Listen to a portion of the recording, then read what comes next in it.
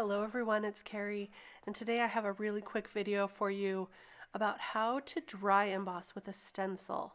Look at that embossing. I've got a nice impression here using this stencil, and now I am going to just ink it up while I have that stencil on the cardstock. I will show you in just a minute how I achieved that embossing with this stencil. But real quick, I'm just going to take these makeup brushes and ink it up here with peacock feathers.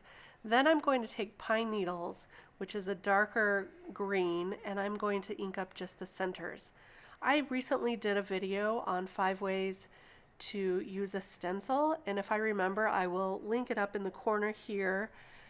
It is so much fun to figure out different ways to use a stencil, but with this dry embossing, it adds just that element of interest and also a little bit of fun. So now I'm going to do the leaves using weathered wood, and these are distress oxide inks that I'm using. Now hopefully you can see there the inking and the embossing, and I will cut that panel down. Now here's how I did it. With my Gemini, I took the base plate and then an embossing folder, put my paper down, then the plastic shim and the top embossing plate. So that is the way to use it with a Gemini Junior, which is how I did it.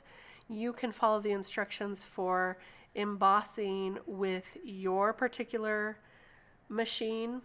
So now I'm just going to clean off those brushes, and I'm going to take this white piece of cardstock, and this time I'm going to use distress ink. Now distress ink is a little bit different than the oxides in that it doesn't like to blend as easily, so I like to take a piece of paper off to the side here and just wipe off the excess ink before I take it to my actual panel. Now I'm going to try using some fired brick as the center. Picked raspberry I used for the flowers, and that fired brick was a little too dark, so I changed to the worn lipstick with a smaller makeup brush, and I'll use that for the centers of each of the flowers. And then I have evergreen bough that I'm going to use on all of the leaves. This is an easy and fun technique. Look at that. I like that it gives different shading when you use the 2 different colors of ink. So I'll just real quick go through and do the green for the leaves, and look at that panel. Hopefully you can see some of that embossing. There you go, a little close-up. You can see the debossing on the back. It's really fun. So I have cut each of these panels down, and now I have some gel pens here. I'm just going to add a little bit of interest using some polka dots.